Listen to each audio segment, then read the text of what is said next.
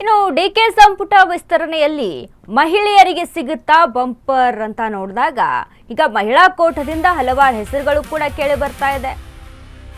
DK ಸಂಪುಟ ವಿಸ್ತರಣೆಗೆ ಮಹಿಳೆಯರಿಗೆ ಸಿಗಲಿದೆ ಬಂಪರ್. ಡಿಕೆ ಸಂಪುಟದಲ್ಲಿ ಮಹಿಳಾ ಶಾಸಕಿಯರಿಗೆ ಮನೆ ಹಾಕಲಾಗುತ್ತಾ? 2 ರಿಂದ 3 ಮಹಿಳೆಯರಿಗೆ ಸಚಿವ ಸ್ಥಾನ ಭಾಗ್ಯವನ್ನ ಸಿಗುತ್ತಾ? ಸಚಿವೆ ಸ್ಥಾನಕ್ಕಾಗಿ ಮಹಿಳಾ ಆಕಾಂಕ್ಷಿಗಳಲ್ಲಿ ಹೆಚ್ಚಾದ ನಿರೀಕ್ಷೆ. ಸಚಿವೆ ಸ್ಥಾನಕ್ಕಾಗಿ ಶಾಸಕಿಯರ ಮಧ್ಯೆಯೇ ತೀವ್ರ ಪೈಪೋಟಿ ಏರ್ಪಟ್ಟಿದೆ. ಈಗಾಗಲೇ ಶಾಸಕಿಯರಿಂದ ಹೈಕಮಾಂಡ್ ಮಟ್ಟದಲ್ಲಿ ಲಾಬಿ ಏರ್ಪಟ್ಟಿರುವಂಥದ್ದು. ಶಾಸಕಿಯರಾದ ನಯನಾ ಮೋಟಮ್ಮ, ಕನಿಜಾ ಫಾತಿಮಾ, MLCಗಳಾದಂಥ ಆರತಿ ಕೃಷ್ಣ, ಉಮಾಶ್ರೀ, ಬಿಲ್ಕೀಶ್ ಬಾನು ರೇಸಲ್ಲಿ ಇದ್ದಾರೆ. ಸಂಭಾವ್ಯ ಸಚಿವರ ಆಯ್ಕೆ ಪಟ್ಟಿಯಲ್ಲಿವೆ ಶಾಸಕಿಯರ ಹೆಸರುಗಳು.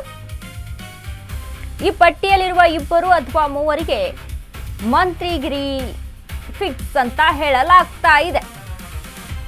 ಯಾರಿಗೆ ಅವಕಾಶ ಸಿಗುತ್ತೆ ಮಹಿಳಾ ಕೋಟಾದಿಂದ? ಮಹಿಳೆಯರಿಗೆ ಅವಕಾಶ ಮಾಡಿ ಕೊಡಲೇಬೇಕಲ್ವಾ?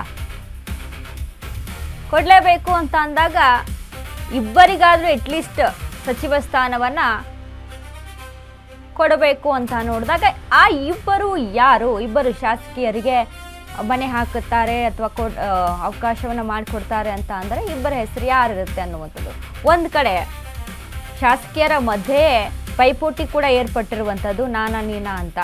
ನನಗೆ ಅವಕಾಶ ಬೇಕು ಅನ್ನುವಂಥ ನಿಟ್ಟಿನಲ್ಲಿ ನಯನಾ ಮೋಟಮ್ಮ ಇದ್ದಾರೆ, ಉಮಾಶ್ರೀ. ಮಹಿಳಾ ಕೋಟ ಯಾರಿಗೆ ಚಾನ್ಸ್ ಸಿಗಬಹುದು? ರೂಪಕಲಾ ಶಶಿಧರ್, KGF ಶಾಸಕಿ. ಕನಿಜಾ ಫಾತಿಮಾ ಇದ್ದಾರೆ, ಕಲಬುರಗಿ ಶಾಸಕಿ. ಇನ್ನ ಅನ್ನಪೂರ್ಣ ತುಕಾರಾಮ್, ಸಂಡೂರು ಶಾಸಕಿ. ಆರತಿ ಕೃಷ್ಣ MLC, ನಯನಾ ಮೋಟಮ್ಮ ಇದ್ದಾರೆ, ಉಮಾಶ್ರೀ ಇದ್ದಾರೆ MLC. ಮೂಡಿಗೆರೆ ಶಾಸಕಿ ನಯನಾ ಮೋಟಮ್ಮ. ಒಂದ್ ಕಡೆ ನೋಡಿ, ಲಕ್ಷ್ಮೀ ಹೆಬ್ಬಾಳ್ಕರ್ಗೆ ಅಂತ ಏನು ಈ ಬಾರಿ ಲಕ್ಷ್ಮೀ ಹೆಬ್ಬಾಳ್ಕರ್ ಆಲ್ಮೋಸ್ಟ್ ಲಿಸ್ಟಲ್ಲಿ ಹೆಸರಿಲ್ಲ ಅಂತ ಹೇಳಲಾಗ್ತಾ ಇದೆ. ಯಾಕಂದರೆ ಕಳೆದ ಬಾರಿ ಕೂಡ ಸಿದ್ದರಾಮಯ್ಯ ಸಂಪುಟದಲ್ಲಿ ಸಚಿವೆ ಆದಂಥವ್ರು, ಮಹಿಳಾ ಮತ್ತು ಮಕ್ಕಳ ಕಲ್ಯಾಣ ಇಲಾಖೆ ಸಚಿವೆ ಆದಂಥವ್ರು. ಸೊ ಈ ಬಾರಿ ನೋಡಿದಾಗ ಅವರ ಪಟ್ಟಿಯಲ್ಲಿ ಯಾವ ಪಟ್ಟಿಯಲ್ಲೂ ಕೂಡ ಲಕ್ಷ್ಮೀ ಹೆಬ್ಬಾಳ್ಕರ್ ಹೆಸರು ಮುನ್ನೆಲೆಗೆ ಬಂದಿಲ್ಲ.